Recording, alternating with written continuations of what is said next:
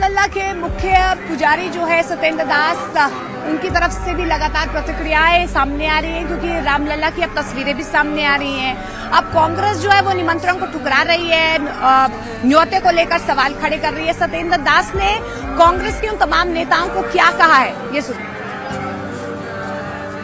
इस बात को स्वीकार करके, पुनर्विचार करके और उन लोगों को जो नकार दिए हैं उनको अयोध्या आना चाहिए। अयोध्या आकर के और भगवान राम का दर्शन करें और उनकी शरण में जाएं। और इसीलिए जैसे भक्तों का कल्याण भगवान करते हैं। तो देखिए, लगातार प्रतिक्रियाओं का दौर सामने आ रहा है। तमाम साधु संतों की तरफ से रिएक्शन सामने आ रहे हैं, क्योंकि देखिए अध्यात्म के रंग तो हम आपको दिखा ही रहे हैं, लेकिन सियासी रंग भी अयोध्या में नजर आ रहे हैं। यहाँ पर लोग तो राम के रंग में रमे हुए हैं, लेकिन सियासी लोग तो सियासी रंगों में रंगे हुए हैं। क्या कुछ और संत समाज के लोग या सियासी लोग कह रहे हैं इस पूरे कार्यक्रम को लेकर? कुछ और लोगों की आपको बात सुनवाते हैं, क्या उनकी तरफ से प्रतिक्रियाएं सामने आ रही हैं? उसका दुर्भाग्य है जिन जिन लोगों ने निमंत्रण को ठुकराया है।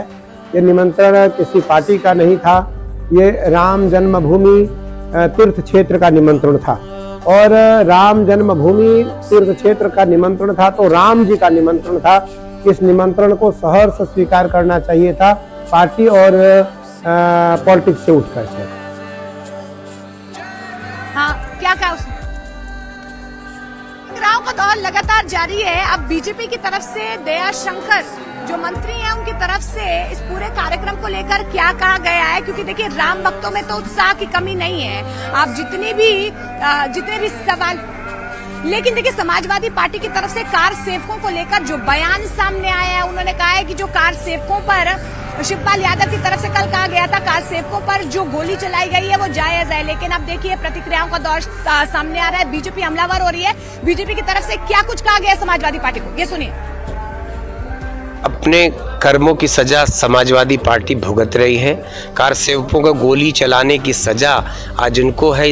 उत्तर प्रदेश ने जिस तरीके से उस परिवार को नकारा है, परिवारवाद और जातिवाद को बढ़ावा देने वाले लोगों को जिस तरीके से उत्तर प्रदेश ने नकारा है, आज उत्तर प्रदेश भगवान मर्यादा पुरुषोत्तम राम के 22 तारीख के उस प्राण प्रतिष्ठा के दिन का इंतजार कर रहा है।